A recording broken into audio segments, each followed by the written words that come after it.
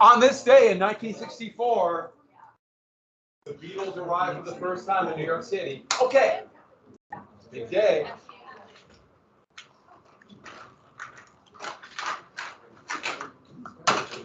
That's impressive.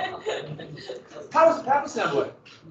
Good. Were you not there? I was there for a while, but here's the problem. I get so full of pep. Just like it's coming out of my ears. I had to run down the hall like that and just calm down. You understand? How was the assembly? Are you? Good. It was better than some of the other.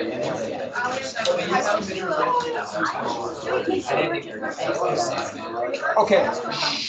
Everybody, I'm kind of messing around, so let's get right here. This last column right here will not be on it. So Spanish-American War, starting about Cuba Libre, the last thing we'll get to in class. And you will have to do the very basic boom-bust cycle. The very basic. So if you're going to draw the boom-bust cycle, just really basic draw. Remember in the deflationary curve, inflationary curve, boom, bust. We got that part?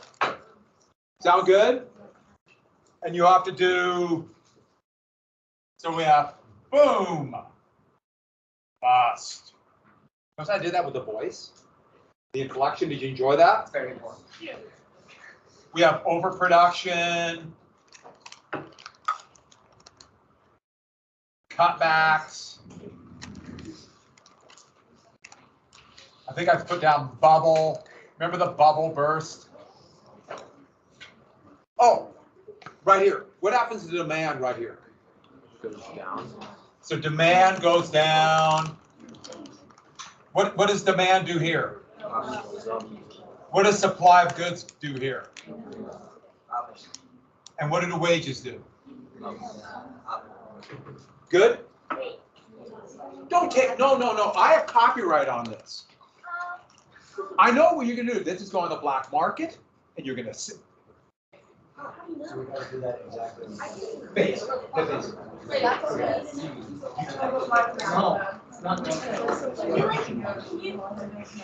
the bubble get like?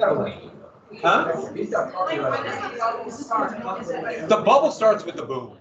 So then it's like. Well, actually, the bubble starts with overproduction.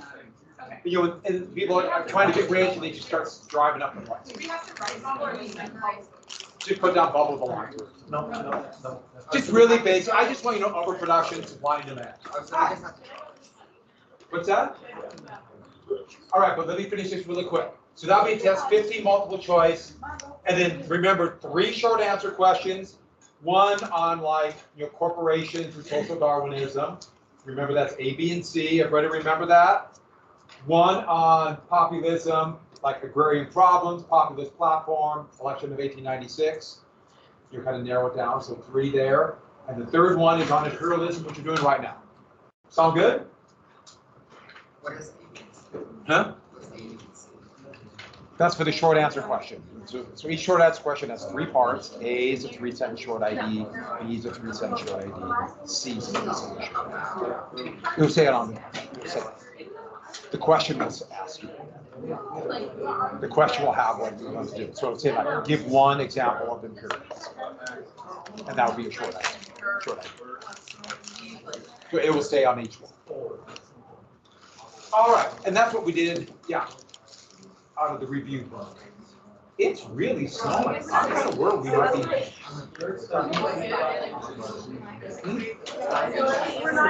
What green sheet? Yeah, right. Oh, right. Oh, green sheet for registration. All right, here we go. Registration, and registration is Friday. Make sure to sign up for, assuming you're going to take a full boat, full load, even if you might not. Assume you're going to, don't worry if classes conflict. Please take as many electives as possible. Take classes, take advantage of this. We have really good classes here. And if you have any questions about basic stuff that I might be able to answer, or stuff about electives and social studies or electives I teach, please ask me. I do know some of you would probably like the classes I teach, but I also understand there's a lot of classes to take. We got to this then. We got, oh, who was elected in 1896? And that proved what was more important than ever before. Money. But also changed to the era of liberalism. And, oh, what was the name of Bryan's speech? And what happened? Cross of gold, what happened to the populace? Join the Democrats. Well, who did they nominate for president? So basically, yeah, so they joined what party? Or join's not the right word, absorb. Let the Democrats absorb. Yeah, Democrats absorb populace, yeah. If I'd said the other way. Democrats absorb the populace. So we got man, right? Mahan. Everyone's in the Navy. Okay, let's get to. So on the test, I'm going to ask you 2 short IDs on 2 of the 5 factors for imperialism. I think we gave you West is closing. Oh, Panic of 1893, unity. Mahan's a really big one. And then imperialistic fervor. And this is the idea that the United States has become a great power. Shouldn't all great powers have an empire? Britain has an empire, France has an empire, there's a German empire, Russian empire. The United States is great, it's intensely nationalistic, so it kind of fits in with the West and manifest destiny. The US deserves its place in the sun. Of course, that's what Kaiser Wilhelm II said of Germany when they built their navy. And so this was from Judge magazine, another one of those political magazines, and it would show like the idea of the Anglo-Saxon world, meaning the English-speaking world, dominating the world, Britain, the Eastern Hemisphere, the United States, the Western Hemisphere. The Angles and the Picts, as we all know, were barbarian tribes. We all know that, correct? They're the one they invaded Rome, the Roman Empire, and they would settle in Roman Britain. England would get this name from the Angles, so that we hear Anglo-Saxon, it means Britain. So here's an example of this is Cecil Rhodes, who would, a classic example of an English colonial master who would become incredibly rich with the diamonds and gold in South Africa. He would start Rhodesia, which is today Zimbabwe. But the idea of Britain would be Africa from Cairo to Cape Town. And here's 20 years later, Uncle Sam straddling the Western Hemisphere from the United States. Actually, this is all the way down to Panama. But basically, this is our continent, copying that. And so this idea that great powers have an empire, aren't we great? And that fits in then with the next thing where you jump. Oh, so here's the idea of Uncle Sam. I like this one. There's a lot of these of Uncle Sam growing now and needs new clothes, getting bigger and bigger. So here's the new United States. Uncle Sam's just a little baby, but now growing and now on the national scene with a powerful navy. Remember, man, massive empire. And this represents all the great powers welcoming the United States into this, into the great powers. And that leads to the next big one. Social Darwinistic thinking. This might be the most important reason. Social Darwinism, I said, was dominant. It fits in with this intensely racist time. And a couple of different things. John Fiske would be kind of the successor to Sumner with social Darwinism and write a series of books. Here's one of them, The Discovery of America. Intensely nationalistic, but more than that. And it would talk about it as the duty of the civilized nations. And it was racially based. It is their duty to save civilization. I'll get to white man's burden in just a second. It is the duty. And he would write about the superiority of this so-called Anglo-Saxon race, the English-speaking race.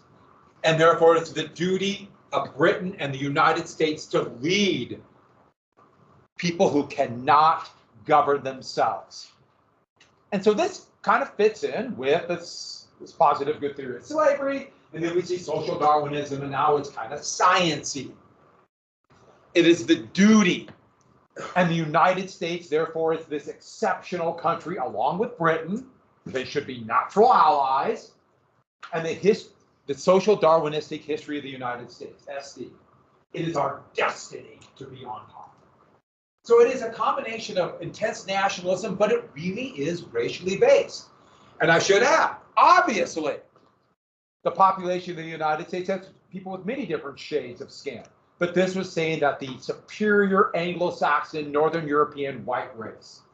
And so this would be dubbed by Britain. One of the great poets, Rudyard Kipling, would write a poem about justifying British colonization of India called White Man's Burden. And so this is going to go, it is our burden to do this, implying the United States or other powers aren't colonizing people for mercantilistic reasons to take their wealth. No, it's to bring civilization. So this represents Teddy Roosevelt, who would resign his position in the U.S. government to lead a volunteer regiment in the Spanish-American War, and he would get credit for what's called the Charge Up San Juan Hill. Not quite that way, I'll tell you about that on Friday, but that's him. But this is to justify taking Cuba and the other places the United States invaded. And it's implying burden, because here's charge, and you notice the boots right here, meaning we have sacrificed. But it is our burden to bring civilization. Just about 70% of the population of Cuba are descendants of Africans. Slaves, descendants of enslaved people. And so this is a Cuban. And you notice how they draw a Cuban. Do you remember those pictures from trying to defend slavery? I told you about that horrible named Sambo, and then trying to defend Jim Crow after the war. This racially stereotyped face to try to show that they're not quite human. And that's how they draw Cubans. Basically saying they're uncivilized and they can't do it themselves. And so it's our burden to civilize, represented by the schoolhouse. They have no choice, they can't do it themselves.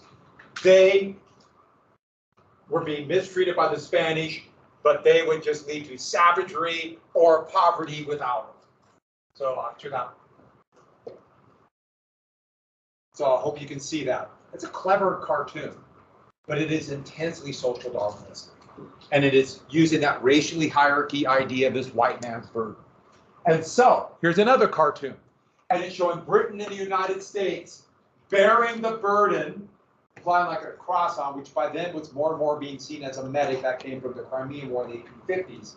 But look at Cuba, look at the faces, look how they draw them. That's really important. Implying that they're savages and can't do it themselves because of barbarism, oppression, ignorance, vice. Remember, vice, sin crimes, towards civilization, and Britain is bearing the same burden. We don't want to do it, but we have to. It is our duty to bring civilization and commerce. And this other book was literally called The Hierarchy of Race.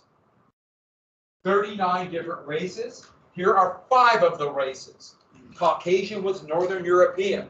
And right away, you can see the difference right in this plate from the races of man in the hierarchy of race.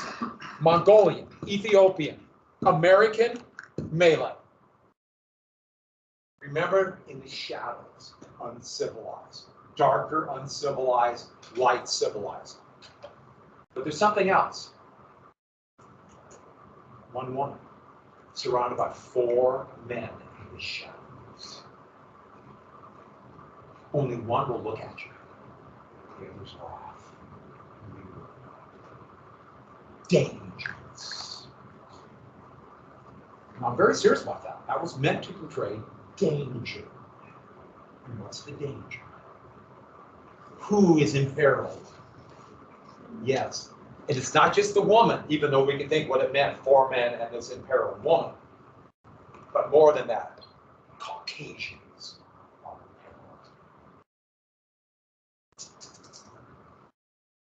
What happens if there's race mixing?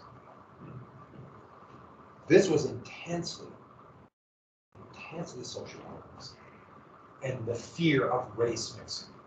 And we must be careful on who can breed. Yeah, they use those words. We mentioned this once before. Do you remember I used that term eugenics? We'll get back to that. Selective breeding of humans to make sure we don't have racism mixing. What a time going into the 20th century. It really is just an amazing and fascinating period.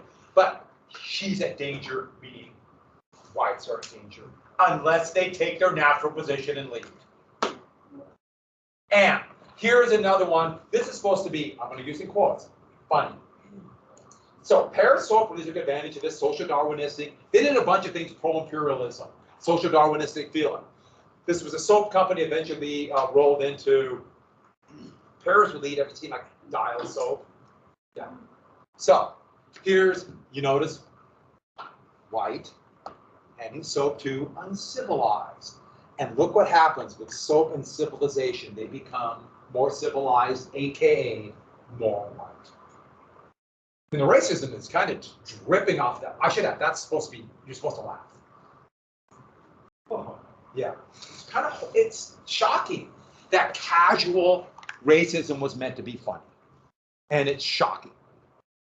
Or else, if we don't, this is what's going to happen.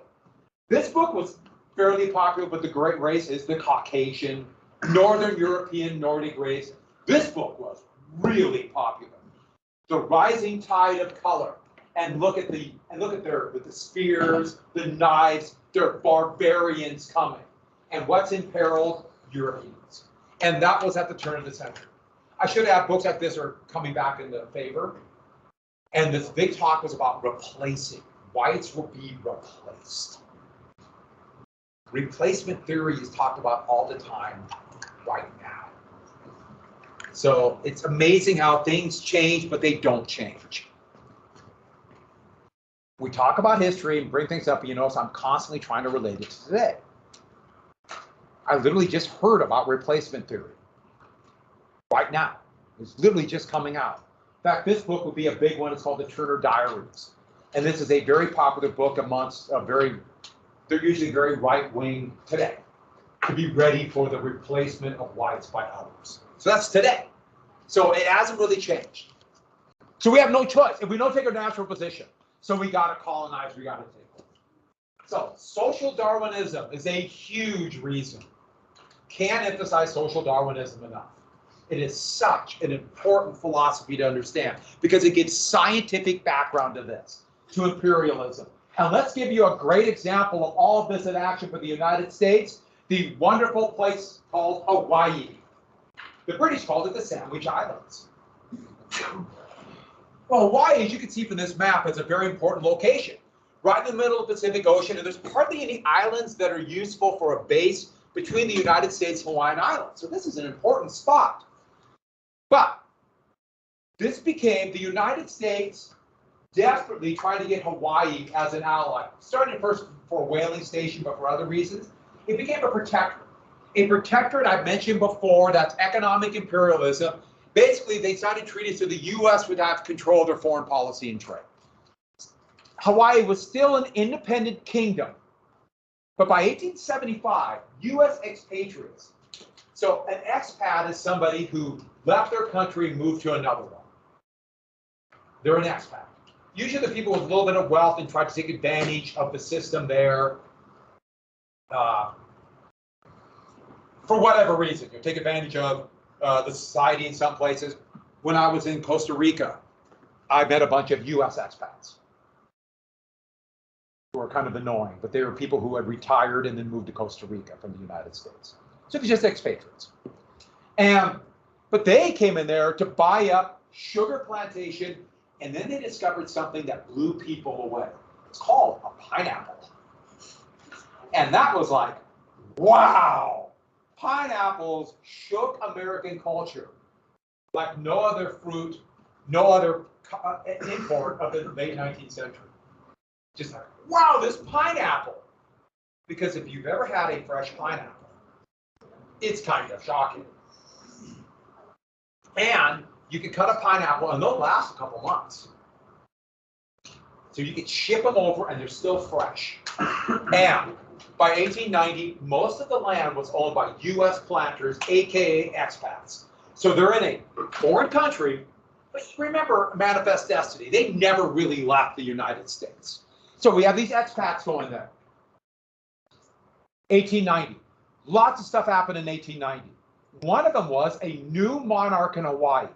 looked at the situation and realized that all the good land are owned by expatriates from the United States who still consider themselves citizens of the United States.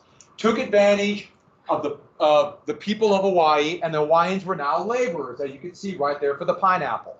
One more thing about pineapples. So by the end of the century, pineapples became a sign of wealth. So people would decorate their homes with like pineapple carvings. Wallpaper was a big deal at the end of the century. Wallpapers with pineapple was like the thing. You wanted to get that. And there's still, you'll see all these pineapple, things decorated pineapple. That's a legacy of pineapples equaling wealth. I like pineapples, I'm not gonna lie. We should have fresh pineapple though. Okay, quick, go to Hawaii, get a couple pineapples, come back. That's a quick day trip. All right. A new monarch, Queen Liliuokalani, took power. So there's Queen Liliuokalani. And her slogan was Hawaii for the Hawaiians. Return the land to the Hawaiians. Forced planters who came here for the United States to give their land back to the peasants. Basically, force them, pass a law, and she could do that because it was a monarchy, but they have to sell their land back to the Hawaiian government, who will give it back to Hawaiian peasants. So Hawaii can benefit from this. So not steal it per se, but make them sell their land. Well, you can imagine how land reform then became a dirty word. We will come back to land reform. The government buy the land, give it to peasants. This will be a key thing. So immediately the planters looked at Queen Liliuokalani as the enemy. How dare she do this? And they started to intrigue about ways to deal with this. And I should add, there is a U.S. naval base on Maui, the island of Maui. Oahu and Pearl Harbor was not yet a big city. Pearl Harbor was too shallow. It had to be dredged to be a harbor. So Maui was the important island. And they immediately said, not that we oppose this, but that she is decadent, corrupt. And why is she corrupt? Well, look at how they draw the native rule. Look at the face of Queen Liliuokalani. Isn't that exactly the face we just saw for the Cuban? They draw her like, look at the big feet, the exaggerated hands. She's an animal. And it says gross immorality and scandalous government propped up by the United States. That's the only reason she's there. There's no reason Hawaii should be under this decadent king. Hawaii should be independent, or better yet, part of the United States. Remember Texas? Remember California? There were revolutions there against Mexican rule, then asked to be annexed. The same thing is going to happen here. But there's one more big issue that's coming that will lead to the revolution. Remember the McKinley Tariff in 1890? The planters in Hawaii have to pay the taxes. It dramatically increased the tax on sugar. But they won't have to pay the tax if they're annexed.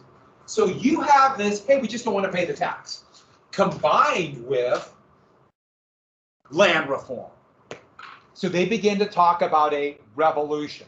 But let's be clear, the revolution is by the planters, who are U.S. expats.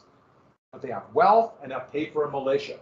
That's one of the most important planters. His name is Sanford Dole. We'll get to him in a sec. Now, whatever you might think about Dole down the road, that is a pretty cool beer. You got to give him that, right? By the way, pretty much every day I have a banana. I had a Dole banana from the corporation started by his family. U.S. planters in 1893 organized a coup. Basically, a shock attack on the Queen's palace. She had no real military at all. There was a militia, but it was all the planters, and they were well armed. So they immediately took it over, and to make sure there'd be no help, they had their militia, but U.S. Marines, which are naval infantry, especially back then, on board every ship, they joined. Cleveland didn't order this. That was done on the local commodore on the island. So the United States government did not overthrow this. It's a little like what happened in Texas, but it's not like California. California, the U.S. actively participated in overthrowing the government. Remember this, we're not done with this kind of thing. So they joined, the Queen's arrested, her immoral rule had ended. and they proclaimed the Republic of Hawaii. Sanford Ballard Dole would become the first president. But just like Texas and California, they asked to be annexed. We want to be part. This is not right. This is third period. I'm not counting fourth period anymore. I've had enough. Who's with me? We've had enough of fourth period. Yeah. Fourth period. Typical. But the first thing they did is ask to be annexed, just like California, just like Texas. But President Cleveland's in office, and Cleveland was aghast by this. This made the Americans look like imperial powers, just like Britain and Russia and France. And he said, no, it goes against American values. Now, there's a little bit of hypocrisy here. They had no problem with scooping up all this land and making it part of the United States. But still, no, we won't do it. American values, we are not a conquering country. We're a democracy. That's what they wanted to say. Even though we've talked about there are holes in that democracy. So that's the situation is this strange republic. By the way, nobody was reprimanded for joining on this rebellion without orders from the Navy or the Marines. And then McKinley became president. And in the euphoria of winning the Spanish-American War, the United States annexed Hawaii.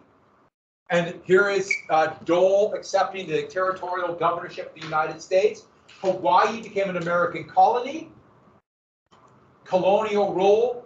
All the colonial rule would be made of the original U.S. expats, and now people who came from Hawaii, came from the continent of the United States to Hawaii. Certainly not the people who were the original Hawaiians for a very long time. This implies it's part of this imperialistic game. Here's Uncle Sam. Does anybody know who that represents? Who? Good guess, but no. Who? Good guess. That's John Bull. He represents Britain. I know. Just go with it. And it's like US and Britain are playing chess for imperial pieces. And here's the United States taking Hawaii. But look how they draw Hawaii. Can you see it? Look at the face. The same exact face from Queen Liliuokalani or Cuba, and we'll see more. They don't deserve to govern themselves. We're actually doing them a favor by taking their land. And Hawaii's going to have a real complex relationship with this, because that means Hawaiians are going to be, in a way, kind of second-class citizens within the territory of Hawaii. And so Hawaii will be an American colony, a territory, all the way up until 1959 when it'll become a state. And so don't forget, Japan is going to attack an American colony. That will start World War II. Not the United States, a colony. And it depends on your point of view on a colony. And it was not that long before the war, not even 50 years, that the United States swooped it up through pretty shaky reasons. So every state in the Union sends two. So when does this period end? Huh? 37. You should just have a whole hour between everyone else. Oh, I see what I did. So 11:37, I just had to lunch. Yeah. Lunch starts at, like we said, we're just acting like fourth period doesn't exist, right? So you guys can go home. Don't. Oh, and go home, do whatever you want. And if someone asks, hey, you're not supposed to go home, how do you respond? Mr. Larson said we could go home, right? Everyone got that? Right? He made us. We didn't want to. Every state sends two statues to the Capitol, and they rotate them, and they put them in the rotunda, and all the statues up there. So they rotate. Hawaii sent two statues. One of the statues they sent, and I think this was pretty amazing. They put Queen Liliuokalani as their statue. And that took a lot of guts. The only problem with the Queen Liliuokalani statue is it's made from volcanic rock. This big, massive granite thing. It's huge. It's so big, it will go through the floor of the rotunda, so it has to stay in the basement all the time. which is a shame. It's a pretty cool statue. So if you go take a tour of the Capitol, you got to go to the basement to see it. You can't miss it. It's massive. Who are the two from Montana? Charles M. Russell's one. Montana in 2016 elected the first woman to the United States Congress. And we know who that was a Montana. Yeah. Jeanette Rankin. She's the other one. Yeah. She'd be elected twice. 2000 or 1916 and 1920. If I say 2016, I'm sorry.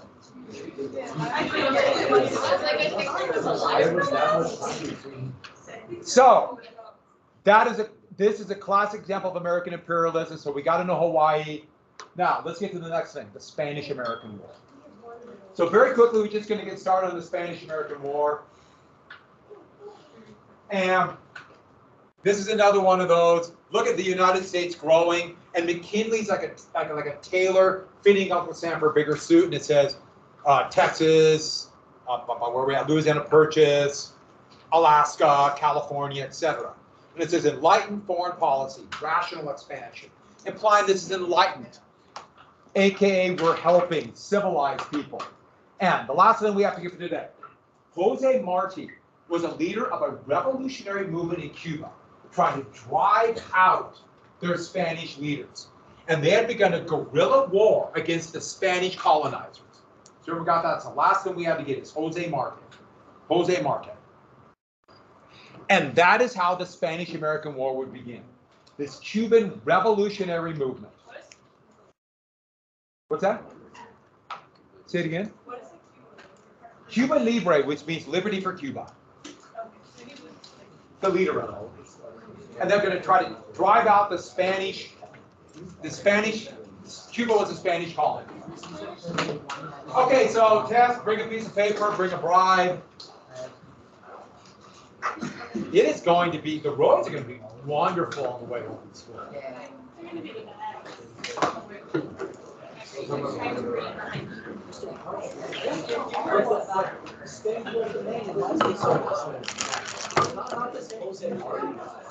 They blew up the Maine. And they fired out us in the Gulf of Tonkin. Then American dragoons were killed. This has happened many times. Weapons of mass destruction. Yeah, but at least we declared war. All right, everybody, have a good day. Have a good day, everybody.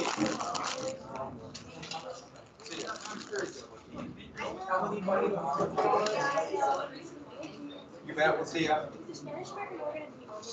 We're hoping that was going to happen.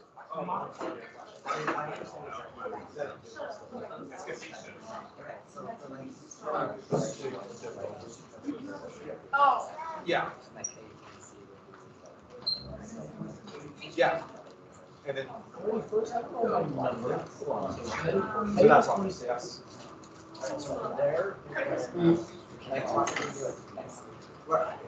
We got to get it done as soon as possible. So Friday. Right now. You have a study guide I was. Oh, you're working. Punk? You got a lot. You missing yours?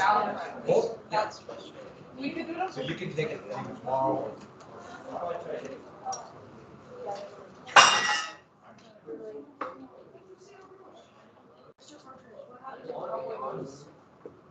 There was somebody in my second period. Yeah, they came back. You should have. You would have looked good. It would have fit your idiom.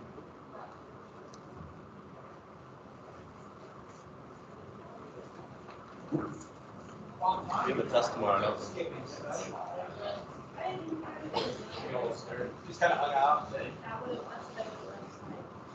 I didn't go. I didn't eat Greek issue the first time. That's fire. 5:30. What? I would have taken your order. I got Zeus fries, drenched in tzatziki, full of shit. So cool.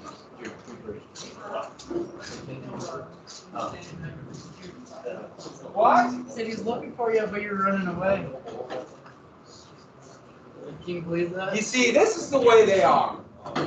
I have it all set up for a brawl. He bails out, and then he acts like it was me. Typical. You know, that whole upstairs you can't trust. They're all. Yeah. I don't know. So, the deficit law, I did move it back to get registration. And we did last night. Bro, you got this. Oh, my dad. Oh, yeah, maybe. You don't want to register? Really? That's great. So. Yeah. I'm not out there.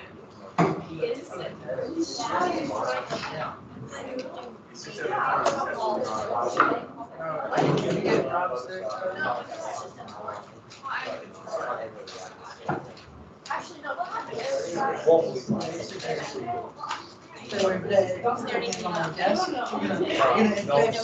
Yeah.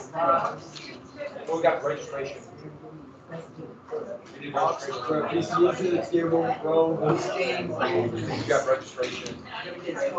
Comments called you after that.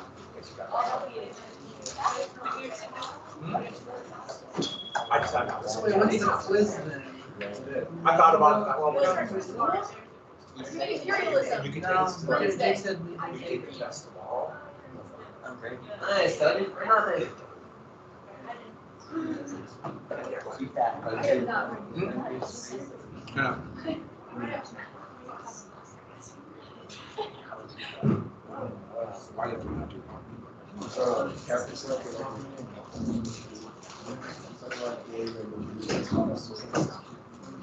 I'll read it back. Huh? I'll let you run out there. So you missed what we're talking about the test though. It was super fast. Fill it out, I'll sign it. And I empathize, I really do. But I knew you, but I also like next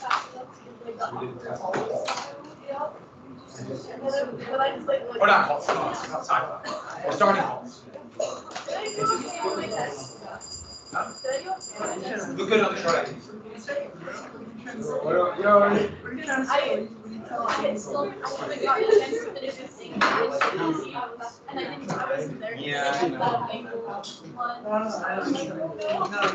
But that's, I gave a few choices, but there were a couple questions.